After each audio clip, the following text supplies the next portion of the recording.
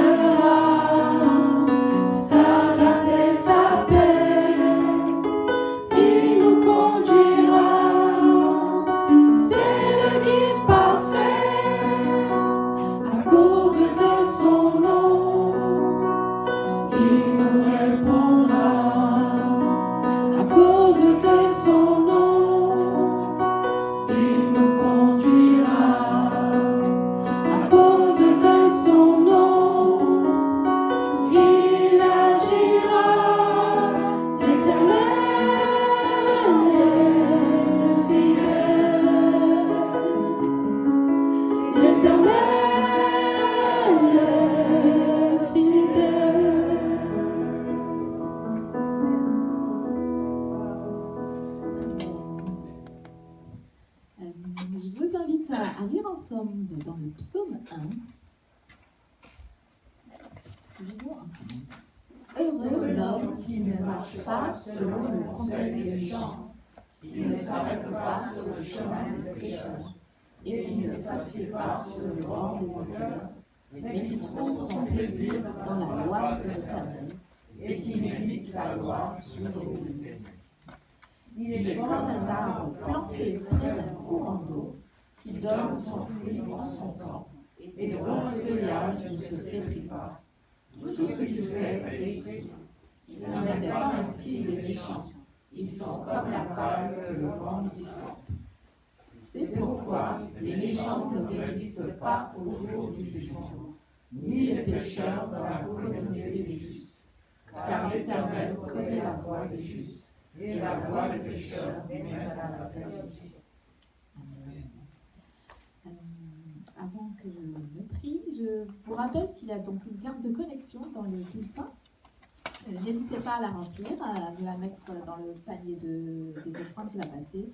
Donc, vos sujets de prière ou vos demandes en termes de formation ou toute autre question. Et nous prierons pour vous. Et ceux qui sont donc en ligne, vous pouvez aussi retrouver cette fiche sur le site de l'Église et nous l'envoyer aussi par mail. Merci. Prions ensemble. Merci Seigneur, car tu es fidèle, tu es là et tu nous bénis Seigneur. Malgré la situation sanitaire, que nous soyons cas contact, malades ou pour toute autre raison Seigneur, tu es là, tu agis et tu nous bénis, tu nous gardes, tu nous protèges et tu nous guéris. Nous voulons avoir confiance en toi et te remettre toutes nos situations entre tes mains. Nous savons que tu es fidèle et que tu répondras à cause de ton nom Seigneur. Merci. Et bénis ce culte pour ta gloire, Seigneur. Nous voulons te glorifier, t'adorer, t'exalter, et de tout cœur, tous ensemble, maintenant. Amen. Amen.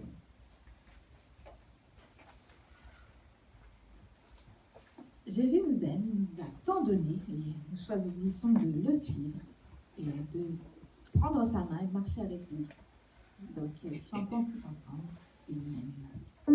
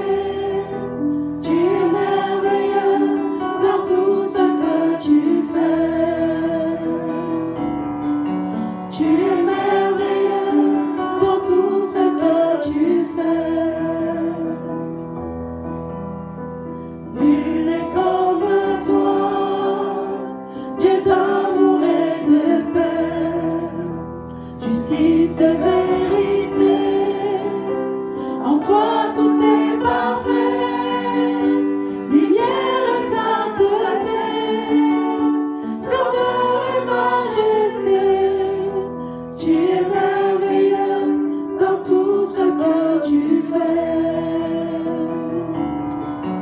Tu es merveilleux dans tout ce que tu fais. Tu es merveilleux dans tout ce que tu es. Mon sauveur, mon âme et mon Seigneur. Tu es merveilleux dans tout ce que tu es. Tu es merveilleux dans tout ce que tu es.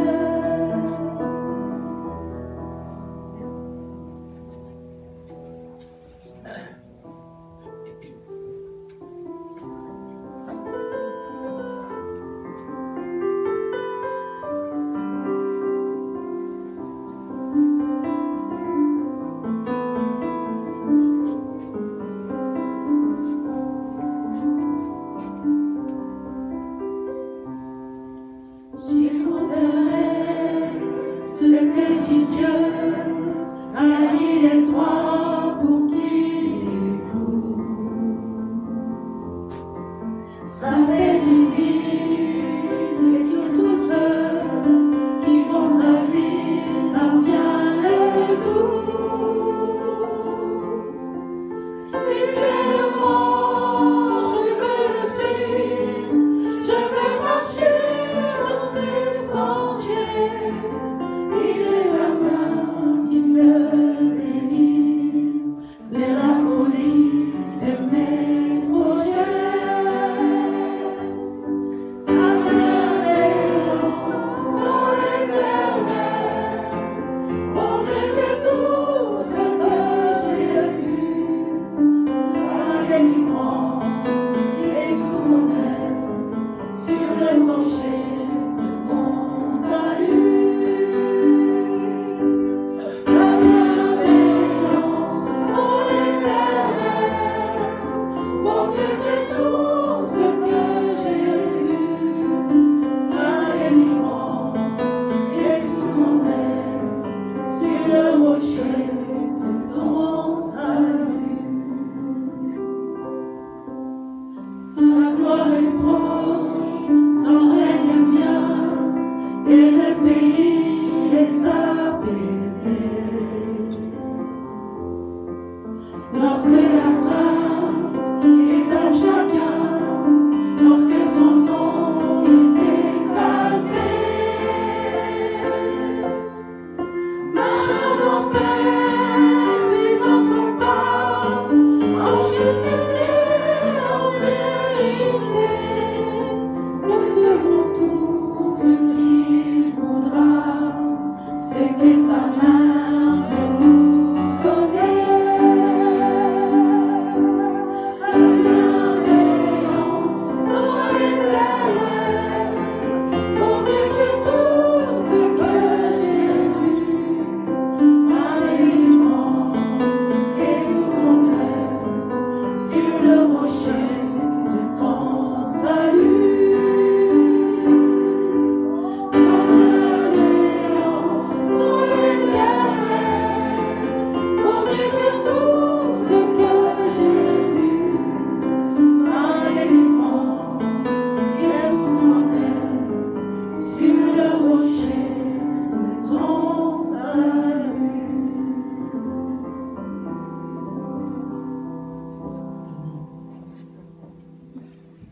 Merci Seigneur pour ta bienveillance. Nous voulons recevoir tout ce que tu voudras nous donner, tout ce que ta main nous donne, tout ce que tu nous donnes chaque jour. Et nous avons assez chaque jour de toutes tes bénédictions, Seigneur. Nous voulons te remercier pour cela et te remercier à travers nos offrandes. Et nous voulons faire avec joie, de tout notre cœur, pour te remercier de tout ce que tu nous donnes, Seigneur. Et nous savons pas comment te remercier pour la santé que tu nous donnes, et pour le travail, pour notre famille, pour notre joie et pour notre espérance. Encore merci, Seigneur. Et cette offrande va servir pour ton Église, Seigneur, ici, dans le Grenoble, pour que plus de gens puissent te connaître, aussi pour notre couple pastoral, pour bien sûr le fonctionnement de l'Église ici, et surtout que la bonne nouvelle soit annoncée dans le Val-de-Puy. Je voudrais inviter Jérôme pour les offrandes et pour prier. Et juste avant, je vous invite à lire dans 2 Corinthiens 8, verset 7. Mais puisque vous avez de tout en abondance, foi, éloquence, science et toutes sortes de zèle et d'amour que vous avez reçus de nous, ayez aussi en abondance de la générosité à cette occasion.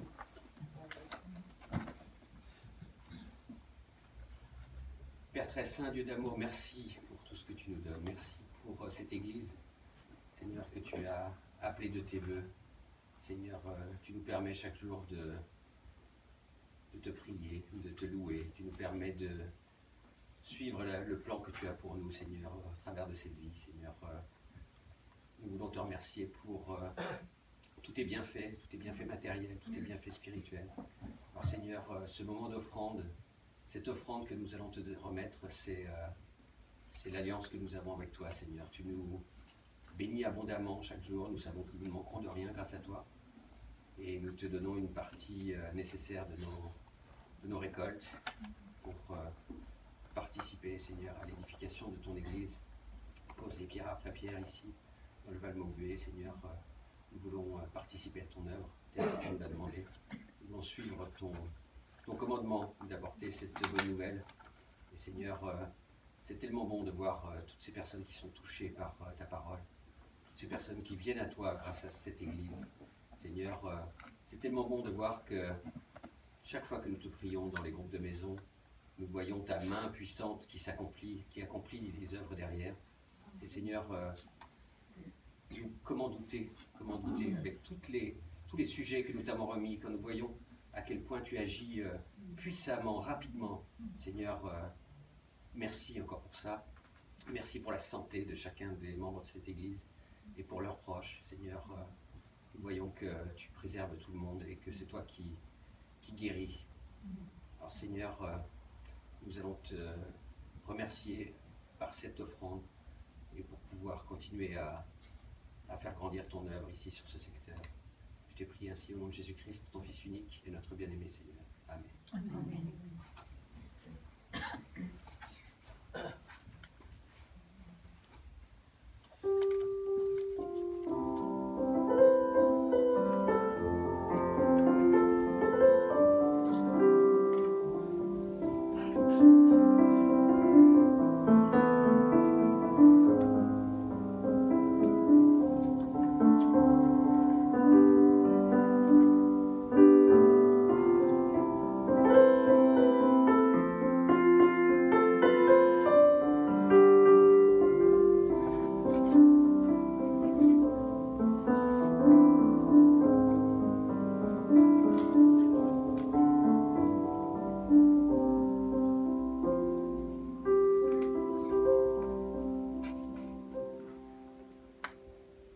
Alors, nous avons un chant pour les enfants, juste avant qu'ils ne rejoignent leur classe aujourd'hui avec Anne-Laure. Chantons tous ensemble, heureux ceux qui savent écouter.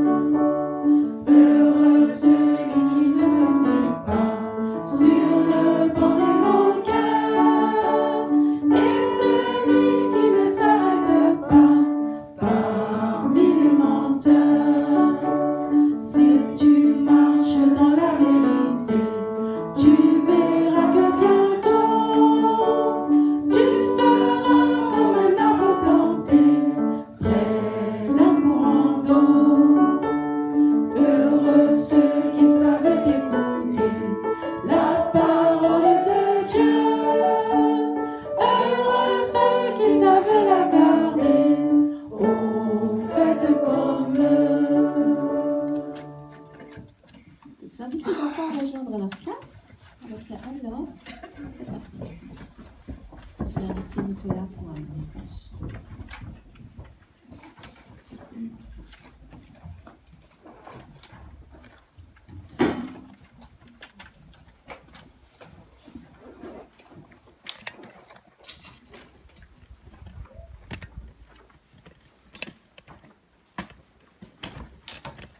Bonjour chers amis, c'est une joie pour moi et pour Priscille de vous retrouver après ces 15 jours de maladie. C'est vrai que ça appelle à se poser beaucoup de questions quand on devient malade et surtout quand on a été vacciné aussi. C'est vrai qu'avec tout ce qu'on traverse, on finit par plus trop savoir ce qu'on doit croire, ce qu'on doit écouter, ce qu'on doit analyser. Mais c'est vrai aussi que quand on est au fond de son lit, on se pose plein de questions et quand on ressort de son lit, on se dit « Je suis reconnaissant Seigneur pour tout ce que tu m'as donné. » Amen. Et particulièrement aujourd'hui, je veux le dire, je suis assez ému. Assez ému parce que je vois l'œuvre du Seigneur dans l'Église.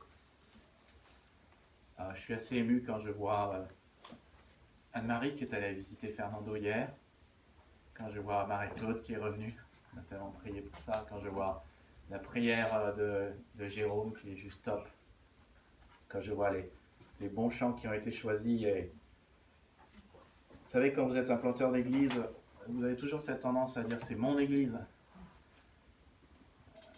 Mais vous reconnaissez que non, c'est l'église du Seigneur, c'est bien l'église à laquelle j'ai adhéré, mais c'est l'église du Seigneur et c'est le Seigneur qui a fait son œuvre. Et je prends conscience de cela alors qu'on est en train d'étudier le livre des Éphésiens, donc je veux vous inviter à soit prendre votre Bible, soit prendre le texte que vous avez dans le bulletin, vous avez les points principaux du message. Mais dans le livre des Éphésiens, justement, il y a deux parties dans le livre des Éphésiens. Dans chapitre 1, 2 et 3, c'est vraiment le thème de « en Christ » avec l'expression « en Christ » qui revient. Et à partir du chapitre 4 verset 1, quand Paul il passe de la théologie ou de la théorie à la pratique, il dit « Marchez donc d'une manière digne de la vocation qui vous est adressée ». Et le « donc », c'est le passage à la pratique. Donc au début, dans les 3 premiers chapitres, il parle de ce que nous sommes en Jésus-Christ et on va voir combien Dieu nous a bénis en Jésus-Christ et combien c'est l'œuvre de Dieu. Ce n'est pas ce que nous avons fait, c'est ce que lui a fait. Et puis quand on passe au chapitre 4, là on se rend compte que maintenant il faut marcher selon ce que Dieu a fait. Et donc marcher d'une manière digne de l'Évangile, c'est d'abord marcher en Christ, marcher dans l'unité, c'est le début du chapitre 4, puis marcher non pas comme les païens, mais en nouveauté de vie, puis marcher dans l'amour, puis marcher dans la lumière, puis vivre pour lui dans l'Église. Et ça, c'est tout ce qu'on voit dans le livre d'Éphésiens. Alors, je voudrais juste... on ne fait pas ça souvent. Peut-être que certains d'entre vous vont m'accuser d'hérésie. Mais j'aimerais juste que vous fermez les yeux pendant un temps et que vous rêviez. C'est bon de rêver parfois. Alors, moi, je ne vous cache pas que je fais ce rêve souvent pour que le Seigneur finance un lieu de culte dont on a besoin pour qu'on puisse surtout être le dimanche matin. Mais imaginez que vous vous trouvez devant une palette entière de lingots d'or qui vous appartiennent. Certains d'entre vous vont me dire non, ça c'est trop beau pour être vrai. Mais dans votre rêve, c'est évident, c'est clair, ces lingots vous ont été donnés. Ok, on a au moins le droit de rêver, comme quelqu'un dit, rêver c'est gratuit. Hein. Alors vous ne savez pas comment ces lingots d'or sont arrivés jusque dans votre salon. Peut-être vous les avez gagnés au jeu de cuisine à TF1, peut-être vous avez joué au loto, peut-être vous, je ne sais pas, où est-ce que vous auriez joué. Mon but, ce n'est pas de dire si jouer ou pas, c'est pas bien, juste de rêver. On veut penser qu'à des choses agréables. Et il y a une chose dont vous êtes certain dans ce rêve, c'est que vous êtes à la tête d'une fortune incroyable, qui dépasse tout ce que vous auriez imaginé ou pensé. Et soudainement, vous commencez à vous dire, mais qu'est-ce que je pourrais faire avec ? Tout est rendu possible. peut-être vous vous dites, enfin je vais pouvoir vivre. Enfin je vais pouvoir, et là vous imaginez à ce que vous aimeriez tant avoir, une belle maison, un jardin, ou peut-être, comme certains d'entre nous ont déjà bien compris, durant l'hiver, de juste pouvoir partir au soleil. Amen. Comme notre fils a compris que pendant l'hiver, c'était intéressant d'aller au Brésil. Ou vous vous dites, je vais pouvoir gâter mes enfants et mes petits-enfants. Ou je vais pouvoir aider mes enfants. Ou vous vous dites simplement, je vais pouvoir ne plus être aussi juste à la fin de mon mois et me poser la question comment toujours joindre les deux. Vous imaginez les conséquences bénéfiques et les répercussions que cela va avoir pour vous et imaginez votre soulagement. Jusqu'à maintenant, il fallait faire attention aux fins de mois, subir les hivers froids parisiens, vous ne pouvez pas partir au soleil. Jusqu'à maintenant, peut-être vous étiez en souci pour votre retraite. Vous travaillez, mais maintenant, vous n'avez plus besoin de travailler, plus besoin de trimer, plus besoin de faire en sorte de joindre les deux bouts et d'arriver avec vos fins de mois. Maintenant, plus besoin de travailler. Vous pouvez faire ce que vous voulez. Vous pouvez souffler. Alors, je ne sais pas si c'est un rêve comme ça est très spirituel. En tout cas, la Jérusalem céleste, les rues seront pavées d'or. Et tout l'or et l'argent du monde nous sera donné à ce moment-là. Et en tout cas, c'est aussi, si je puis dire, une métaphore, une manière de penser pour parler aussi d'Éphésiens. Parce que ce que dit le passage d'Éphésiens, c'est que nous sommes riches. Tu es riche. Si vous prenez avec moi le texte dans votre Bible ou dans votre bulletin, regardez, il est parlé au verset 7 que nous avons la rédemption par son sang, le pardon des péchés, selon la richesse de sa grâce, que Dieu a répandu abondamment. C'est écrit ici. Dieu a répandu la richesse de sa grâce sur notre vie.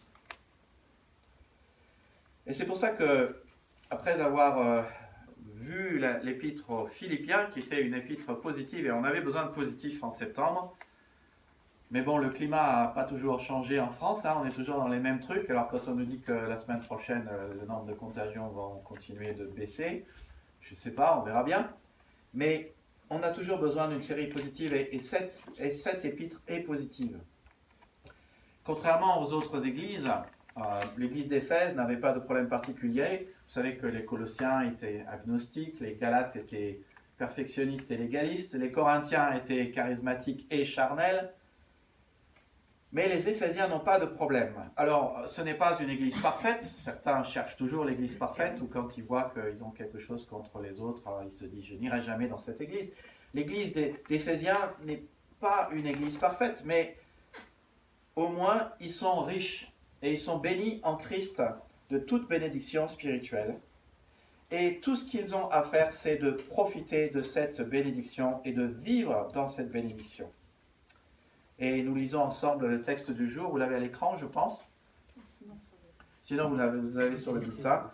Béni soit Dieu. Vous voulez lire avec moi? Béni soit Dieu, le Père de notre Seigneur Jésus-Christ, qui nous a bénis de toutes sortes de bénédictions spirituelles dans les lieux célestes en Christ. En lui, Dieu nous a élus avant la fondation du monde pour que nous soyons saints et irrépréhensibles devant lui, nous ayant prédestinés dans son amour à être ses enfants d'adoption par Jésus-Christ, selon le bon plaisir de sa volonté, à la louange de la gloire de sa grâce qu'il nous a accordée en son bien-aimé. En lui, nous avons la rédemption par son sang, la rémission des péchés selon la richesse de sa grâce, que Dieu a répandue abondamment sur nous par toute espèce de sagesse et d'intelligence, nous faisant connaître le mystère de sa volonté, selon le bienveillant dessein qu'il avait formé en lui-même, pour le mettre à exécution lorsque les temps seraient accomplis, de réunir toutes choses en Christ, celles qui sont dans les cieux et celles qui sont sur la terre. En lui, nous aussi sommes devenus héritiers, ayant été prédestinés selon la résolution de celui qui opère toutes choses d'après le conseil de sa volonté, afin que nous servions à la louange de sa gloire, nous qui avons d'avance espéré en Christ. En lui, vous aussi, après avoir entendu la parole de la vérité, l'évangile de votre salut, en lui vous avez cru et vous avez été scellés du Saint-Esprit qui avait été promis, lequel est un gage de notre héritage pour la rédemption de ceux que Dieu s'est acquis à la louange de sa gloire. Alors notez ce que Paul dit au verset 3. Tu es riche de toute bénédiction spirituelle dans les lieux célestes en Christ Jésus. Et ce n'est pas un rêve, ce n'est pas une chose cette fois à imaginer, c'est une chose non plus à désirer, mais une chose qui est réelle et qui change vraiment notre vie. Il y a des réalités qui, quand on vit ces réalités ou quand on rencontre ces réalités, notre vie s'en retrouve transformée. Nos expériences s'en retrouvent transformées. C'est Dieu, le Père de notre Seigneur Jésus-Christ, qui te l'a donné. Et cette bénédiction, c'est l'essence de ta vie. Sans la bénédiction de Dieu, sans cette bénédiction, rien n'aurait de sens dans ta vie. Et c'est d'ailleurs la raison pour laquelle nous nous réunissons aujourd'hui. Parce qu'elle a un sens, la bénédiction du Seigneur. Nous nous réunissons parce qu'il nous a déjà bénis de toute bénédiction spirituelle. Et puis, nous nous réunissons aussi parce que nous savons que là où 2 ou 3 sont réunis, il est au milieu de nous, Jésus est au milieu de nous, et qu'il y a Jésus, il y a une puissance en Jésus. Et quand on le rencontre, notre vie s'en trouve transformée et nous avons encore plus sa bénédiction. Nous sommes tellement bénis que nous ne pouvons pas ne pas répondre à la riche bénédiction de Dieu en lui disant « Béni sois-tu ». Comme Paul le fait ici, « Béni soit notre Dieu et Père ». Et alors, ça c'est ce qui devrait être vrai. Mais certains qui ne sont pas parmi nous aujourd'hui pensent que, ok, d'accord, je suis béni de toute bénédiction spirituelle, mais après tout, je ne suis pas plus ému que cela. Comme hier, on discutait au groupe de maison de l'une des membres du groupe qui présentait Jean 3,16 à quelqu'un et qui était là et qui était complètement dubitative, vous avez bien compris ce que je veux dire, dubitative devant Jean 3,16 et qui ne savait pas quoi dire. Et c'est d'ailleurs pour ça que juste après, dans le texte d'Éphésiens, au verset 15 jusqu'au verset 22, Paul demande à Dieu, à cause de toutes ces bénédictions, que vraiment les Éphésiens, je le dis avec un vocabulaire français courant, vraiment que les Éphésiens puissent avoir une pleine conscience de la bénédiction de Dieu et de la puissance qu'il y a en Jésus. Parce qu'à des moments, nous avons vraiment besoin d'être éclairés, d'avoir de nouveau nos yeux en face des trous pour ne pas oublier ces choses qui sont merveilleuses et que Dieu nous a données.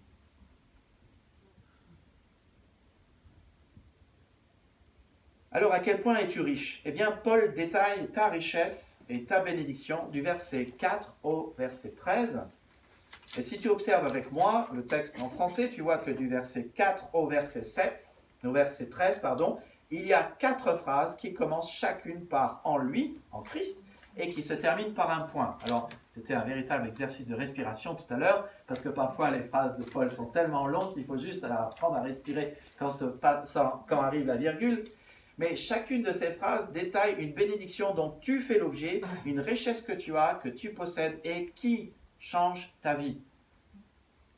La première, au verset 4, c'est que tu as été choisi. Et cette phrase se termine à la fin du verset 6, quand il est dit à la louange de la gloire de sa grâce qu'il nous a accordé en son bien-aimé. Au verset 7, tu as été rédempté ou racheté. Et cette phrase s'arrête à la fin du verset 10, celles qui sont dans les cieux et celles qui sont sur la terre. Au verset 11, tu es héritier de Dieu, au travers de la vie éternelle que Dieu t'a donnée. Et au verset 13, tu as été scellé du Saint-Esprit, qui est un gage de ton héritage. Et là, nous verrons tout à l'heure ce qu'est un sceau. Et je pensais à ça, c'était hier matin, dans mon lit, le matin. Je ne sais pas si vous réalisez qu'il y a une séquence qui est logique dans ce texte. La première chose que Paul dit, c'est que Tu as été choisi. Dieu t'a choisi. Ah, Dieu t'a choisi pour que tu sois son enfant et il t'a mis à part et il t'a choisi pour que tu vives une vie de sainteté. Il t'a choisi pour que tu sois son enfant et pour que tu lui appartiennes. Et c'est ce que dit le verset 7. Tu as été racheté. Tu lui appartiens maintenant. Il a payé le prix par son sang. Sang qui est plus précieux que l'or et l'argent périssable. Tu as été racheté et tu lui appartiens. Et parce que tu es son enfant et que tu as été racheté, maintenant tu es l'héritier du Seigneur. Ce n'est pas une mince chose. Oui, tout l'or et l'argent du monde du Seigneur t'appartient. Tu n'auras peut-être pas ici-bas sur terre, mais... Et tu as cet héritage, et la preuve que tu as cet héritage, c'est qu'au moment où tu t'es converti, où tu as cru en Jésus-Christ, Dieu t'a donné le Saint-Esprit. Il a mis son tampon sur toi et tu es scellé. Tu lui appartiens, c'est la preuve que tu lui appartiens, et c'est la preuve, c'est le prépaiement de l'héritage que tu as besoin, que tu auras. Et ce qui est intéressant dans ce texte, c'est que chaque fois, ou presque, que Paul parle de la bénédiction que Dieu t'a accordée, il dit qu'est-ce qui t'a été donné, qui te l'a donné, quand ça a été donné, comment ça a été donné, pourquoi ça a été donné, et quel est l'objectif et le but de Dieu pour lui et pour toi. Et Paul détaille ainsi les bénédictions que Dieu t'accorde pour que tu les connaisses et en profites. Et il va les décrire de manière détaillée. Voici la première, donc en Christ, tu as été choisi. Le texte réapparaît à l'écran. En lui, Dieu nous a élus. Dieu t'a élu. Il a regardé toute l'humanité, il a regardé le monde entier, il a regardé les humains de tous les temps, et son regard, son attention s'est arrêtée sur toi. Pourquoi? Je ne sais pas. Mais il a fait un choix. Il a prononcé un mot et il a dit « Aline, tu m'appartiendras. » Anne-Marie, tu m'appartiendras. Nicolas, tu m'appartiendras. Et du coup, par son choix de ta personne, il t'a fait sortir d'une humanité perdue, d'une humanité qui n'a pas de sens pour te faire rentrer dans sa famille et dans son royaume. Quand est-ce que cela est arrivé? Avant la fondation du monde, avant que tu ne naisses, avant que tes parents ne naissent, que tes ancêtres ne naissent, que le jardin d'Éden soit créé, avant que la terre n'existe pour le jardin d'Éden, avant que l'univers n'ait été créé pour la terre, pour le jardin d'Éden, pour nos ancêtres, Adam et Ève, et pour que tu naisses un jour. Dieu, dans sa tête, savait déjà que tu naîtrais, et il a dit, toi, je te choisis, tu seras à moi. Et il y a un super mystère là-dedans, au sens humain du terme, ça s'appelle la prédestination, c'est un mystère que Calvin, Wesley, Arminius ont tous tenté de percer, un interminable débat entre tous les camps, qui parfois même divise les églises, avec une question clé, sur quelle base Dieu choisit-il? Ben oui, et c'est une bonne question à se poser. Pourquoi est-ce que Dieu t'a choisi? Je vais te dire, il y a une autre question qui est tellement mieux que pourquoi est-ce que Dieu t'a choisi? Et en fait, c'est même pas une question, c'est Dieu t'a choisi. Et pourquoi? Par amour, ça c'est sûr. Et ce qui est super, c'est que Dieu t'a pas choisi parce que tu es beau, Dieu t'a pas choisi parce que tu es grand, Dieu t'a pas choisi parce que tu sais bien parler, ou tu sais bien faire ceci, ou bien faire cela. Dieu t'a choisi parce qu'il t'aime. Et c'est indépendant de ce que tu es, ce que tu fais, ce que tu mérites. Et ça, c'est juste super. Moi qui étais petit garçon, troisième enfant de la famille, sur lequel toujours on râlait, qui n'avait jamais le droit de dire quoi que ce soit, et qui faisait toujours moins bien que les autres, c'est un trésor inestimable que Dieu m'ait choisi alors que je faisais rien de bien, pas grand-chose de bien dans la famille. Calvin prétend que Dieu choisit seulement ceux qui veut sur la base de son libre choix, parce que l'homme est tellement mauvais qu'il ne peut faire un bon choix raisonnable par lui-même. Alors il faut que Dieu fasse le bon choix à sa place. Wesley estime que l'homme est mauvais, mais il a besoin d'un coup de pouce. C'est de cela dont Jésus parle quand il dit « Personne ne peut venir à moi si le Père ne l'attire ». Il faut que Dieu nous donne un coup de pouce pour qu'on choisisse Dieu. Mais bon, n'exagérons rien, dit Wesley, l'homme est encore capable de faire le bon choix, à condition d'être un peu aidé. Et Arminius estime que l'homme est mauvais, mais toujours capable de faire le bon choix entre la vie et la mort, sinon Dieu ne dirait pas « choisis la vie ». Mais tout ceci se résume en une question. À la fin de notre passage, nous voyons que l'homme doit choisir quand même. Dieu est souverain et choisi et il aura toujours le libre choix. Mais à la fin de notre passage, dans le chapitre, au verset 14, au verset 13, il est bien dit qu'après avoir entendu la parole de la vérité, l'évangile de votre salut, en lui vous avez cru. L'homme doit faire le choix de croire. Et vous savez, le plus sûr moyen de savoir, parce que je connais des gens qui disent « Mais non, on ne va pas aller évangéliser tout le monde, parce que Dieu a ses élus. » Il y a des gens qui ne sont pas faits pour être chrétiens. Vous savez, le plus sûr moyen de savoir si quelqu'un a été appelé par le Seigneur, c'est de lui présenter le salut et de voir s'il répond. Vous savez, le plus sûr moyen pour vous, si vous ne croyez pas dans le Seigneur, de savoir si Dieu vous a choisi, c'est d'essayer de croire. C'est de croire.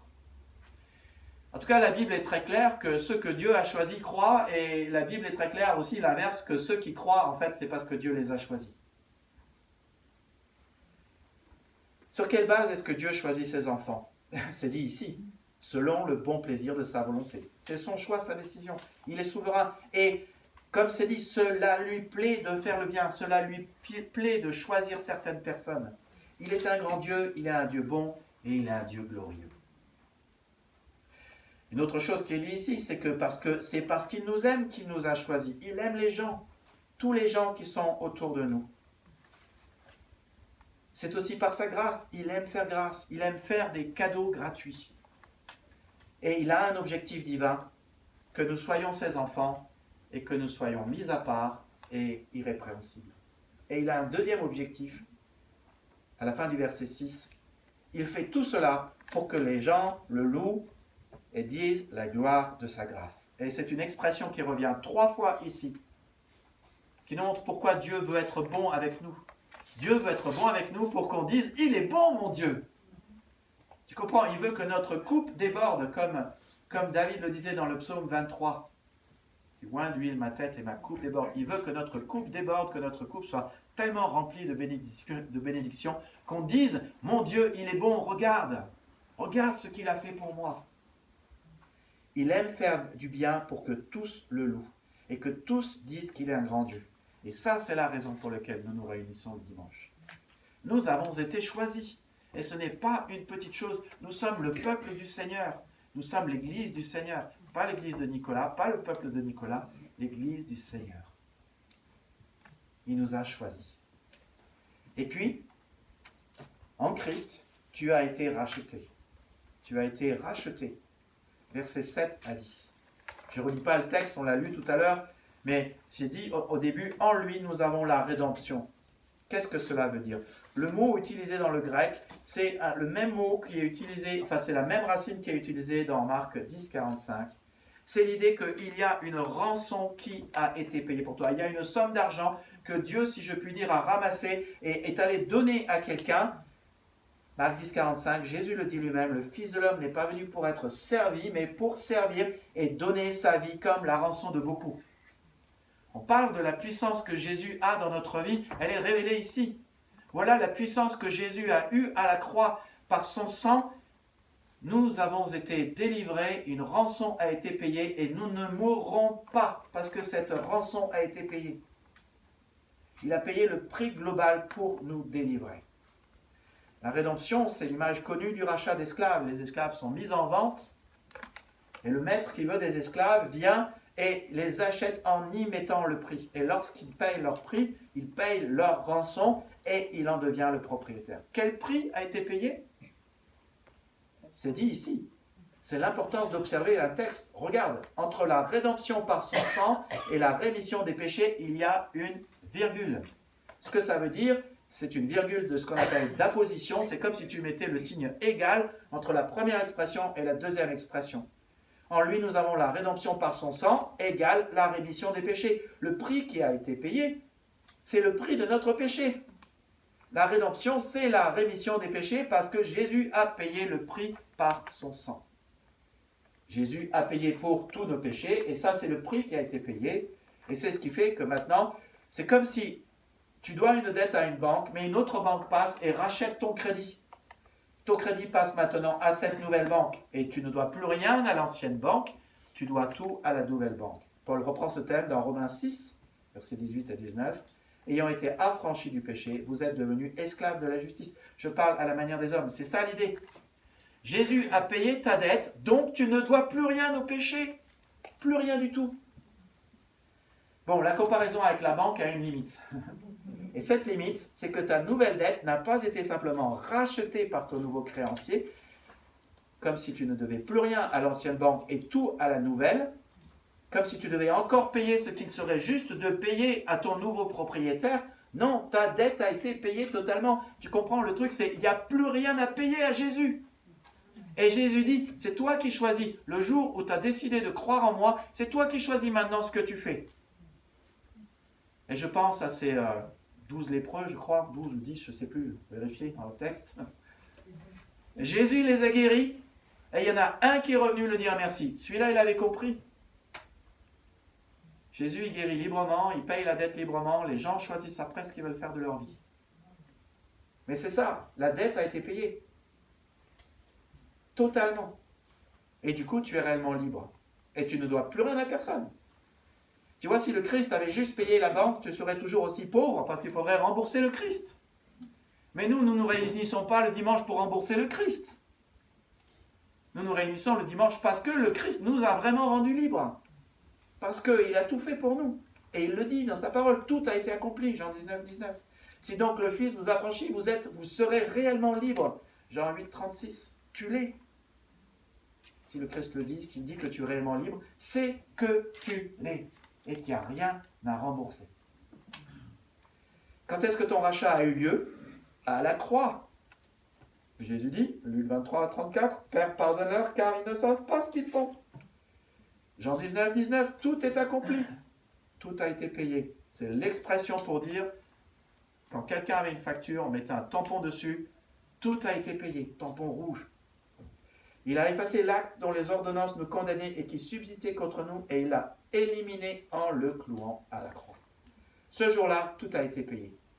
Et si vous voulez comprendre le salut, c'est comme si le jour de la croix, une réserve de paiement a été provisionnée pour toi. Tu imagines, parfois comme on voit dans certains westerns américains, il y a ce grand château d'eau, un grand château d'eau dans lequel il y a l'eau. Tu vois, c'est ça. Avec Christ à la croix, Jésus a fait une réserve de pardon, de grâce. Tout a été provisionné. Et le jour où tu as cru, cette réserve de paiement a été transmise à ta vie. Une réserve de paiement a été transférée sur ton compte. Plus de dettes. Tu n'appartiens plus au péché et tu ne dois plus rien au péché. Tu es riche de la richesse de la grâce de Dieu et tu es libre. Tu vois combien c'est important de le savoir parce que si tu ne le sais pas, tu continueras de vivre en esclave.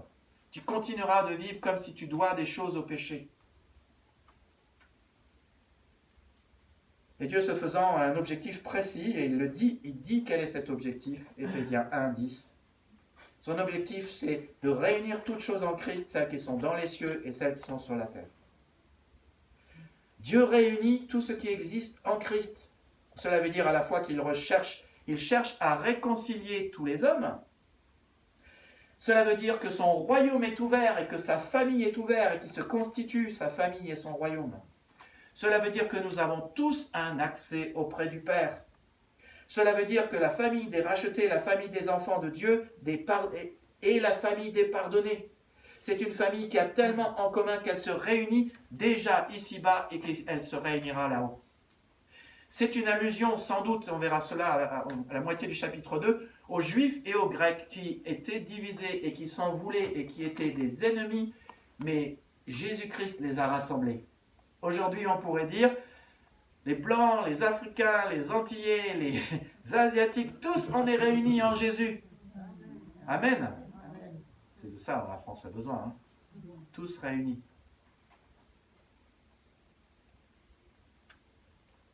Nous sommes rachetés. Et c'est nous qui décidons ce que nous voulons faire. Et moi, je trouve que ce qui a le plus de sens, c'est que chaque jour, le dimanche, le peuple des rachetés, le peuple des élus, se réunit pour savourer la victoire qui a été gagnée en Jésus-Christ, parce que le jour de la victoire, le dimanche où Jésus est ressuscité, c'est le jour de notre victoire. Et tout ce que nous faisons ici-bas n'est qu'une répétition pour l'éternité, où nous pourrons chanter des chants aussi excellents qui ont été choisis aujourd'hui, aussi beaux. Non seulement parce que son âme les a choisis, mais parce qu'il parle de la plus belle personne dans laquelle il y a la plus belle puissance qui s'appelle Jésus.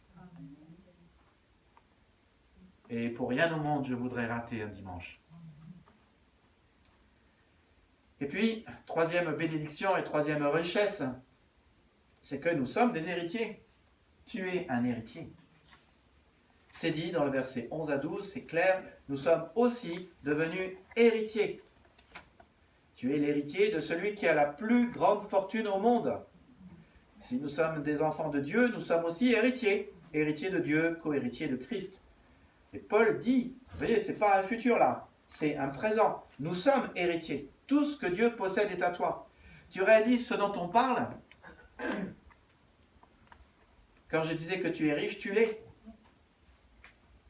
Il y a quelque temps, il y avait une personne assez proche, peut-être qui regardera même ces vidéos, qui avait dit, quand je meurs, je donne mon appartement au Seigneur. J'ai dit, amen, ma sœur. Nous, on était plutôt contents, parce que pour le bâtiment, ça aiderait. Bon, puis finalement, elle dit, bon, ben, j'ai vendu mon appartement. Alors, bon, j'avais cette discussion avec un responsable d'église qui me disait, oh, mince alors quoi. Je disais, tu sais, le Seigneur, tout l'or et tout l'argent lui appartient. Alors, qu'importe, le Seigneur a plus d'un tour dans son sac. Paul nous dit dans Romains 4,13 que l'héritage du monde a été promis à Abraham et à sa postérité que nous sommes. Et c'est pour cela que je n'ai pas peur de prier. Priscille connaît nos prières pour le bâtiment, que Dieu nous donne 2 millions d'euros. Nous devons avoir un local à nous le dimanche matin. Combien de gens déjà m'ont dit, j'ai au moins 1, 2, 3 personnes par semaine qui me disent, je vous appelle parce que je veux venir au culte dimanche. Je dis amen. S'il vous plaît, le culte est à quelle heure le matin? Je dis, ah non, notre culte est l'après-midi, 16h. En fait, je pense qu'il y a un problème de profil entre l'église de l'ADD le matin et de notre sur Google, je pense. Mais c'est bien parce que tous les gens de l'ADD qui veulent venir dans notre église, d'abord, ils m'appellent à moi. C'est bien. Il va falloir qu'on résolve ça. Je dis, mais non, en fait, le culte est à 16h chez nous. Ah, je vous remercie. Merci, monsieur. J'ai dit, on vous verra? Non, non, moi, je vais venir le dimanche matin. Voilà une des raisons pour lesquelles nous voulons passer le dimanche matin. Pour beaucoup de gens, la vraie église, c'est le dimanche matin. Je ne sais pas où est-ce qu'ils ont lu cela dans la Bible. Parce que dans la Bible, l'église, ce n'est pas un événement, ce n'est pas un créneau horaire, ce n'est pas dimanche 10h à 12h. L'église, d'abord, c'est toute la semaine. L'église, c'est le peuple de Dieu. Et l'église, c'est des pierres vivantes. Et l'église ne grandira que quand les gens comprendront que l'église, ce n'est pas un créneau. L'église, c'est des pierres vivantes. Ce sont des gens qui s'appellent. Ce sont des gens qui s'envoient des SMS pour s'encourager. Ce sont des gens qui se retrouvent. Ce sont des gens qui, toute la semaine, adorent le Seigneur ensemble. C'est le peuple des élus, le peuple des rachetés. La fortune de Dieu et sa richesse nous appartiendront totalement. Bon, Jésus est très clair et j'aime son humour. Quand il dit clairement qu'il n'y a personne qui, ayant abandonné son père, sa mère, ses enfants, sa famille, ses terrains, sa maison, ne recevra pas au centuple ici-bas ou dans le siècle présent. Merci Jésus. Au moins comme ça c'est clair. Ce sera peut-être pour plus tard. Mais il est dit quand même qu'il y a un héritage pour maintenant. 1 Pierre chapitre 1 verset 3 à 5. Béni soit Dieu le Père de notre Seigneur Jésus-Christ. Il y a un héritage pour maintenant et il y a un héritage pour plus tard. Qui, selon sa grande miséricorde, nous a régénérés pour une espérance vivante par la résurrection de Jésus-Christ d'entre les morts, pour un héritage qui ne peut ni se corrompre, ni se souiller, ni se flétrir. Il vous est réservé dans les cieux, à vous qui êtes gardés par la foi pour le salut, prêt à être révélé dans les derniers temps. Il y a un héritage qui nous est réservé dans le ciel, et on aura et on sera riche dans le ciel. Mais ce n'est pas à dire que nous n'avons pas des portions ou des avances sur cet héritage ici-bas. Le verset d'après en parle. Le Saint-Esprit est une avance sur cet héritage. Je pense à Actes 20, 32, où Paul, parlant aux anciens d'Éphèse, alors qu'il monte à Jérusalem et que le Saint-Esprit lui a révélé qu'il sera livré là-bas, il dit « Je vous recommande à Dieu et à la parole de sa grâce, à celui qui peut édifier et donner l'héritage avec tous les sanctifiés. » Et il est clair qu'il ne parle pas ici d'un héritage uniquement pour demain, mais d'un héritage réservé aux saints. Un héritage qui nous vient quand nous nous consacrons sur quand nous nous focalisons sur la parole de Dieu. Il dit, je vous recommande à Dieu et je vous recommande à sa parole, qui est une parole de grâce. Et si vous vous concentrez sur cette parole de grâce, alors vous aurez l'héritage avec tous les sanctifiés. C'est pour ça que la Bible est tellement importante, que la parole de Dieu est tellement importante. Parce qu'au fur et à mesure que vous lisez la parole, vous tombez sur des pépites d'or. Et ces pépites d'or sont l'héritage que Dieu nous a laissé. Un héritage dont nous pouvons déjà profiter. Et on peut lister déjà certains de ces héritages dont nous pouvons déjà profiter. Nous avons le pardon des péchés. Et à cause du pardon des péchés, nous pouvons vivre libres, non pas en voulant à quelqu'un parce qu'il nous a encore dit un truc de travers. Et nous réalisons que nous pouvons vivre dans cette liberté de ne pas en vouloir aux autres. Nous pouvons vivre en recevant le pardon et en donnant le pardon. Vivre dans la paix. La foi est un bien précieux que Dieu nous a donné. Une nourriture qui nous fait grandir. Une chose qui nous fait déplacer des montagnes. Je pense à la lumière que Dieu nous a donnée. C'est la lumière des frères et sœurs en Christ qui voient aussi dans notre vie ce que nous ne voyons pas. Je pense au libre accès auprès du Père que nous avons, où Dieu est toujours dispo pour nous. Je pense à ces dons parfaits et ces grâces excellentes, comme dit Jacques 1, verset 16. Tout don parfait et toute grâce excellente descend du Père des Lumières, chez lequel il n'y a ni changement ni ombre de variation. Et tu notes, et c'est important, que tu es l'héritier de Dieu. Ce n'est pas une chose que tu acquiers par tes efforts, mais que nous avons grâce à Dieu. Tu notes le passé composé passif. Nous sommes devenus héritiers. Ce n'est pas « je me suis fait héritier ». Ce n'est pas « Seigneur, j'ai fait tellement d'œuvres que maintenant je mérite ces œuvres et ces œuvres. C'est à cause de cela que je mérite cet héritage. » Non, l'action est menée sur nous et c'est Dieu qui nous a donné ce statut. C'est Dieu qui a mené l'action. C'est Dieu qui a fait que nous soyons ses héritiers. Et le texte va plus loin. Il dit « prédestiné, suivant la résolution de celui qui opère toutes choses d'après le conseil de sa volonté. » On lit ça, c'est une longue phrase, on dit « ouais, second, c'est bon, c'est une bonne traduction », mais en fait, on ne comprend pas grand-chose. Ça veut dire quoi, prédestiné, suivant la résolution de celui qui opère toutes choses d'après le conseil de sa volonté? Ça veut dire juste une chose toute simple en français courant, que nous sommes héritiers selon le plan qu'il a mis en œuvre pour nous, par sa volonté. La résolution, c'est un mot bien savant, d'il y a un siècle, qui veut dire plan. Selon le plan qu'il avait, selon le travail qu'il a fait, ça c'est quand il est dit, il opère toutes choses selon le travail qu'il a fait, d'après le conseil de sa volonté, parce qu'il a bien voulu, c'est tout. Aussi simple que cela, il avait un plan, il avait une volonté, et il a agi. C'est son œuvre, pas notre œuvre. Nous ne sommes pas élus parce que nous l'avons choisi, mais parce que lui, il était premier et il a choisi. Nous ne sommes pas élus, nous ne sommes pas héritiers parce que nous l'avons voulu ou gagné, mais parce que lui a fait. Et son plan ne s'arrête pas là. Il est dit encore qu'il fait cela dans un but précis. Il fait cela pour que, fort et riche de son héritage, nous soyons au service de la louange de sa gloire. C'est la deuxième fois que cette expression apparaît. Et le mot louange veut dire simplement qui Dieu est et ce que Dieu a fait. Et l'idée, c'est que dans nos conversations que nous avons avec lui dans la prière, ou dans nos conversations que nous avons avec les non-chrétiens, avec nos proches, avec les gens de notre famille, nous disions du bien de lui. Quand l'un de nos fils nous dit « j'ai eu de la chance », nous disons « non, c'est pas parce que tu as eu de la chance, c'est parce que Dieu t'a béni. » Parce que je sais que Dieu est un Dieu bénissant, parce que je le vois dans ma vie, et je sais que si tu as réussi, c'est surtout parce que Dieu a bien voulu t'ouvrir la porte et t'a accordé cette grâce. Le louer, c'est le complimenter, l'approuver, le recommander. C'est dire ce que Dieu a fait pour nous dans notre vie. Et Dieu veut que notre vie déborde tellement de sa bénédiction que nous disions de lui qu'il est quelqu'un de bien. Et puis, nous en venons à la quatrième richesse que Dieu nous donne, c'est que tu es scellé du Saint-Esprit. Là encore, je ne relis pas le verset 13 et 14. Est-ce que vous ne trouvez pas que la vie ici-bas est difficile? Qu'est-ce qui trouve que la vie est facile? Vous voulez lever la main? Qu'est-ce qui trouve que la vie est difficile? Oui, la vie est difficile. Et qu'est-ce qui trouve que la vie du croyant est difficile aussi? Oui, je pense. Hein. Bon, on est tous d'accord pour dire que d'avoir Jésus, la puissance de Jésus, d'avoir le Saint-Esprit, ça nous aide. Mais nous voyons notre vie, moi je vois ma vie.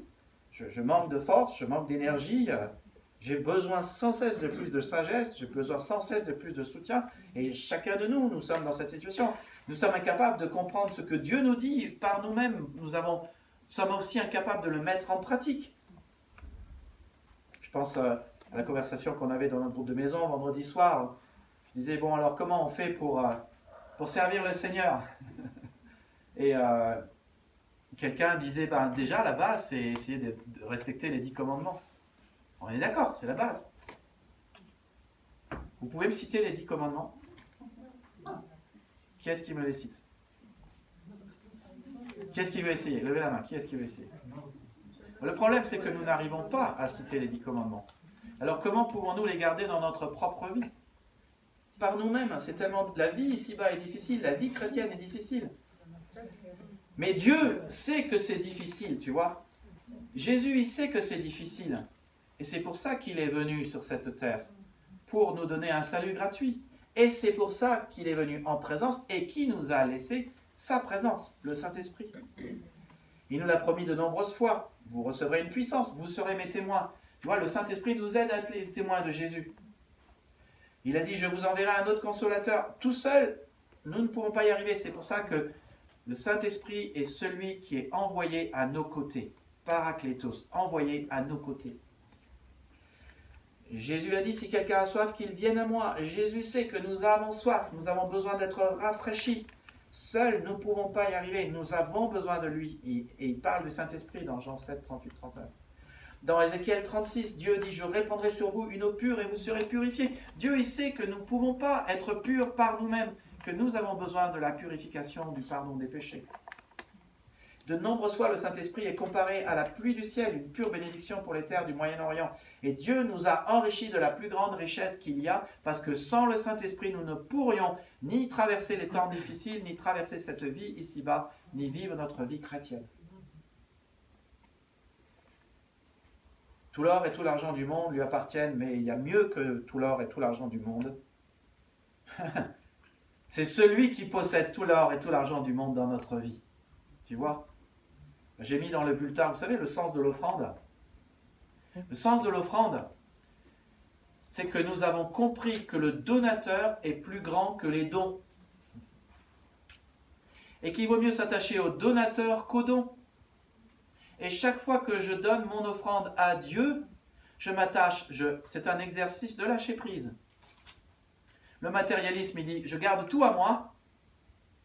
Le lâcher prise, il dit, Seigneur, je sais que sans toi, je ne serai rien et je n'aurai rien.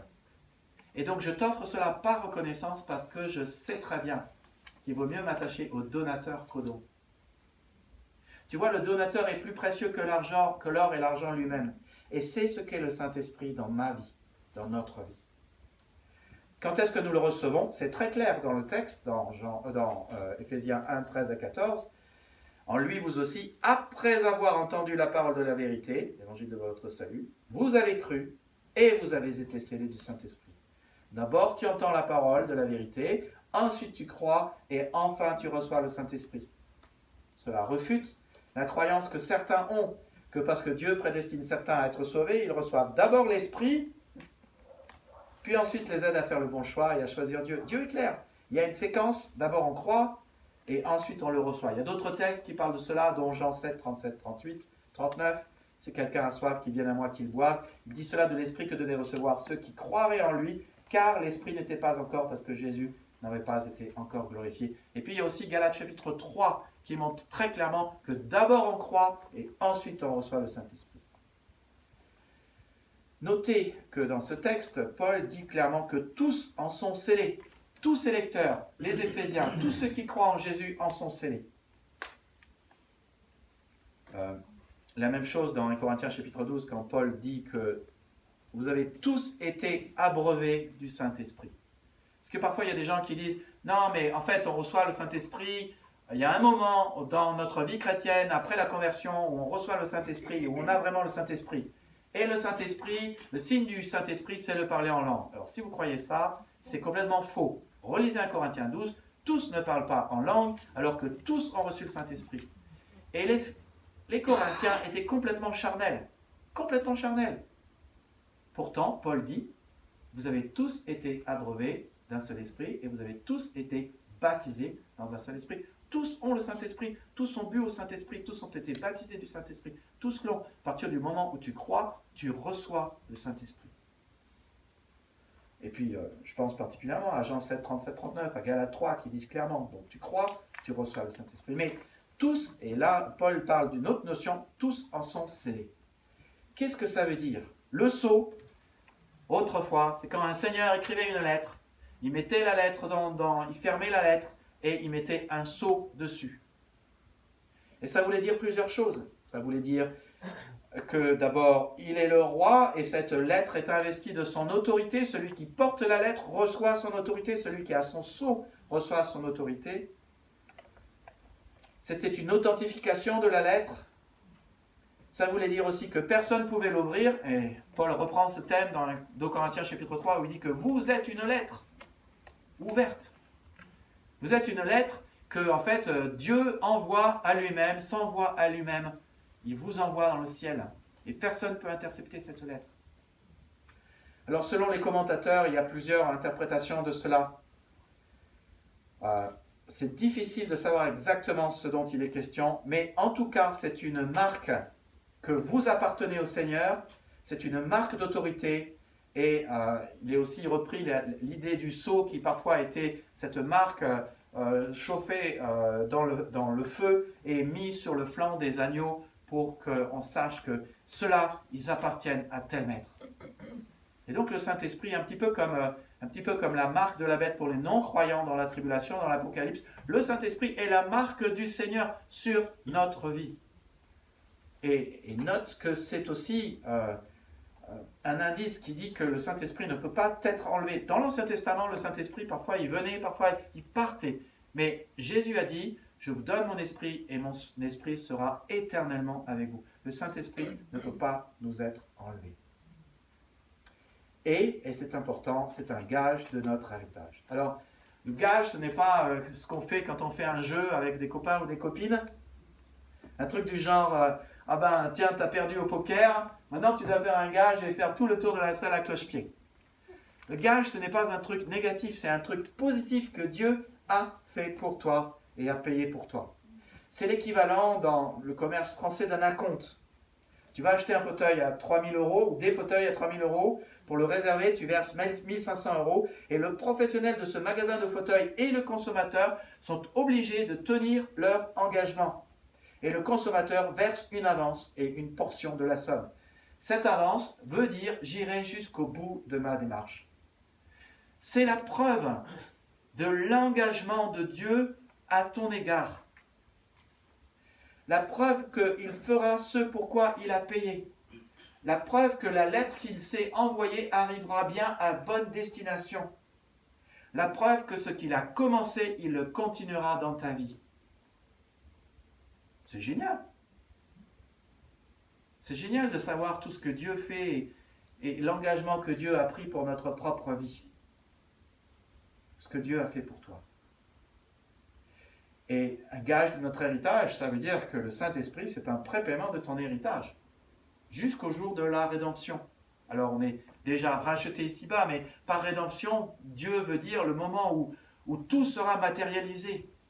Où on sera enfin fils de Dieu, pas simplement avec la tête et le cœur, mais avec le péché qui nous entrave encore, mais où on sera pour une fois pour toutes complètement débarrassé de notre péché, vivant vraiment notre nouvelle identité complètement quand on sera dans le ciel. C'est de ça dont le texte parle. Vous avez déjà sans doute entendu cette histoire de ce clochard qui dormait sur un banc, nuit après nuit, toujours là, jamais lavé, barbe et cheveux longs, avec ses affaires, lui a un petit sac à dos de misère, un vieux sac de couchage, à côté d'une bouche de métro, une bouteille de vin, connu par tous les commerçants du quartier, vu par tous régulièrement, lui devant lequel tout le monde passait sans le voir et sans s'arrêter, qui est mort de froid une nuit d'hiver.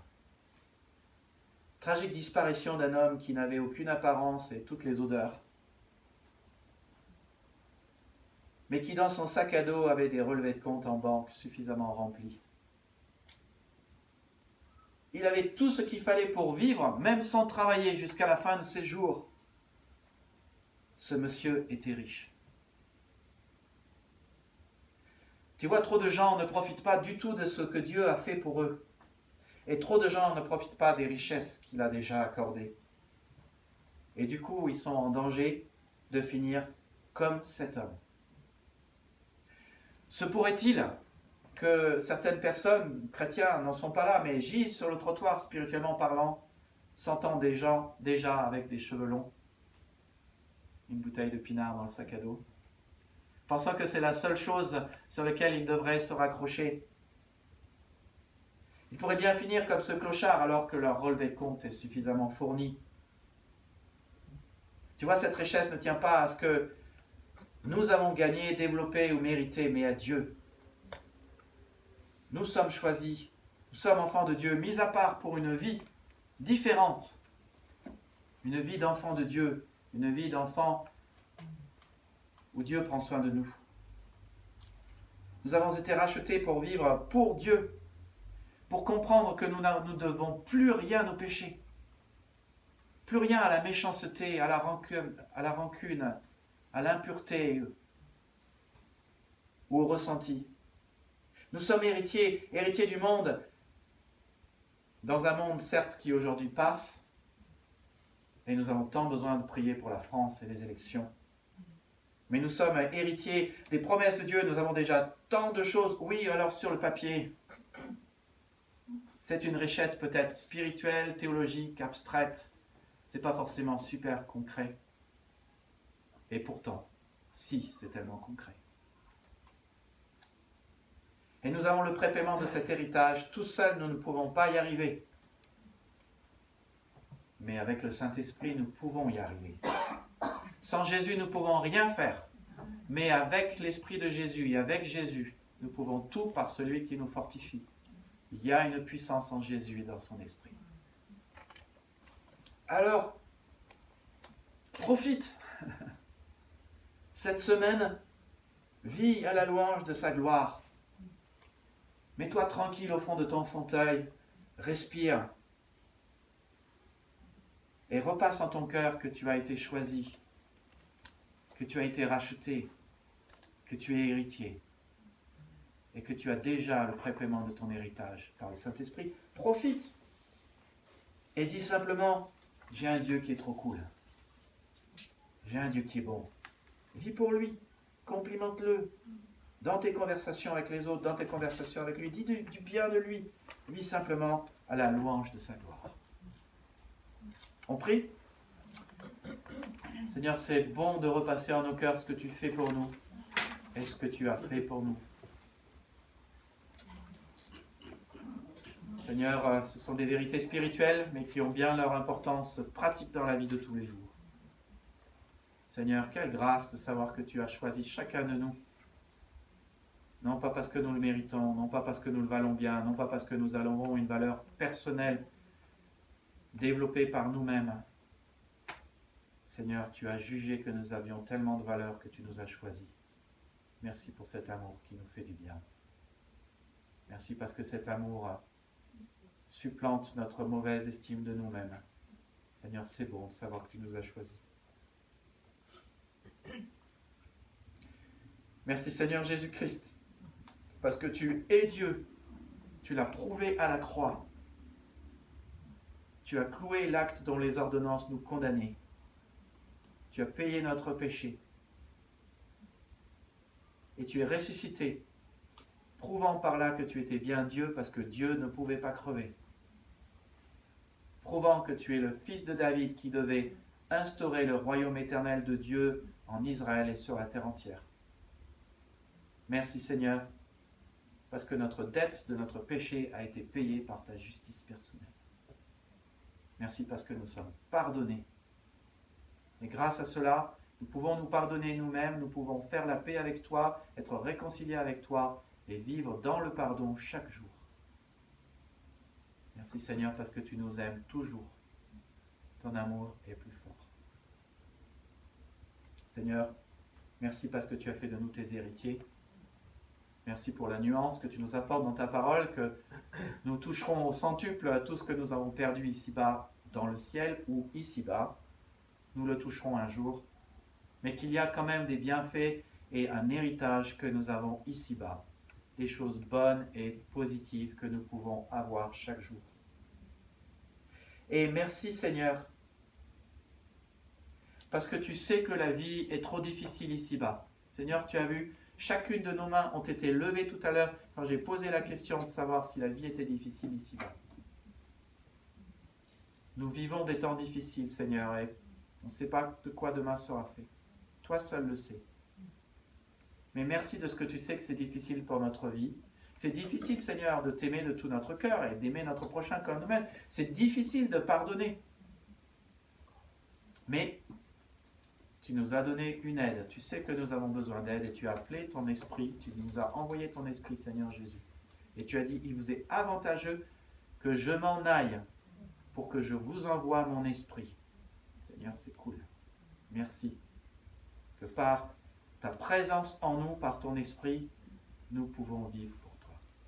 Seigneur, notre prière, c'est que tu grandisses et que nous diminuions.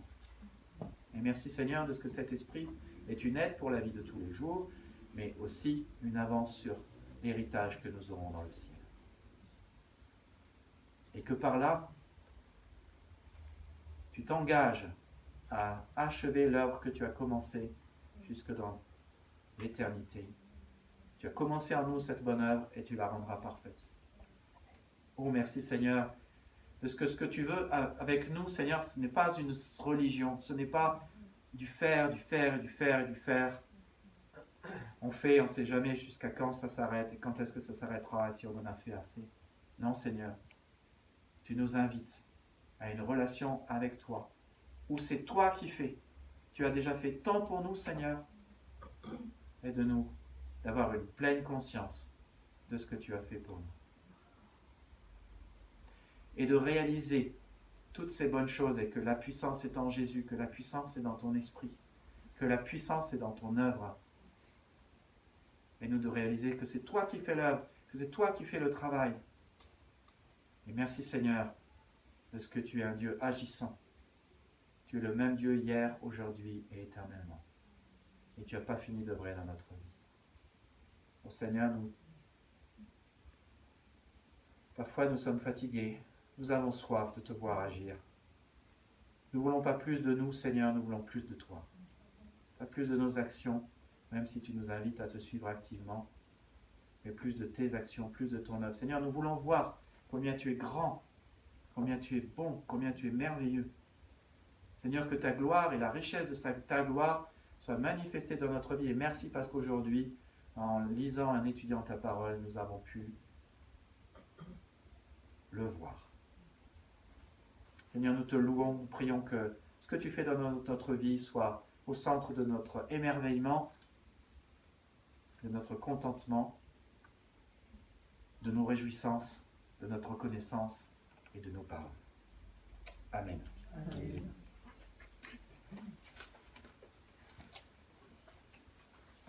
Toutes les annonces sont dans le bulletin. Je vous invite à les lire et je vous invite à chanter tous ensemble un dernier chant. Et n'oublions pas de nous saluer les uns les autres, de prendre des nouvelles les uns des autres. Les temps sont difficiles, plusieurs parmi nous sont malades.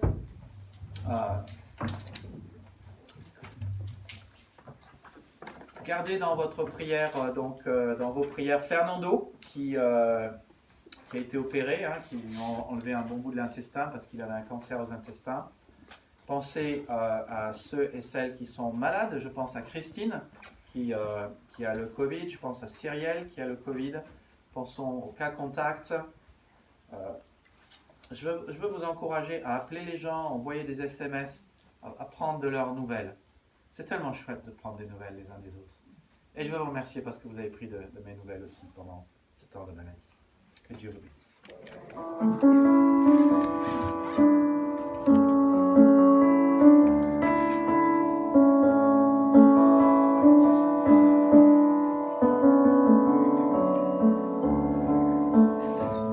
Béni soit ton nom, là où tu donnes l'abondance et déverses ta bienveillance. Béni soit ton nom. Et béni soit ton nom, quand ma vie traverse un désert, quand je marche vers l'inconnu. Béni soit ton nom. Tes bienfaits font naître en moi des chants de louange. Et même au cœur de la nuit, Seigneur, je redirai. Béni soit le nom du Seigneur. Béni soit ton nom. Béni soit le nom du Seigneur. Béni soit ton nom glorieux. Béni soit ton nom, quand sur moi brille le soleil, quand la vie semble me sourire. Béni soit ton nom. Et béni soit ton nom, sur la route semée de souffrance, s'il m'en coûte d'offrir ma louange. Béni soit ton nom. Tes bienfaits font naître en moi des chants de louange. Et même au cœur de la nuit, Seigneur, je redirai. Béni soit le nom du Seigneur. Béni soit ton nom. Béni soit le nom du Seigneur. Béni soit ton nom glorieux. Tu donnes et tu reprends. Tu donnes et tu reprends. Mon cœur choisit de dire: oh, béni soit ton nom. Tu donnes et tu reprends. Tu donnes et tu reprends. Mon cœur choisit de dire: oh, béni soit ton nom. Béni soit le nom du Seigneur. Béni soit ton nom. Béni soit le nom du Seigneur. Béni soit ton nom glorieux. Béni soit le nom du Seigneur. Béni soit ton nom. Béni soit le nom du Seigneur.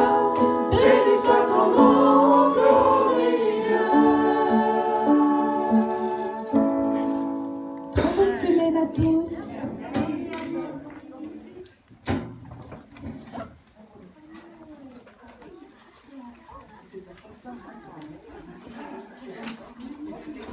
T'as changé de tonalité avec toi. Oui. Pourquoi tu... Parce que c'est pas avec le tu chantes d'habitude, t'as perdu ton repère.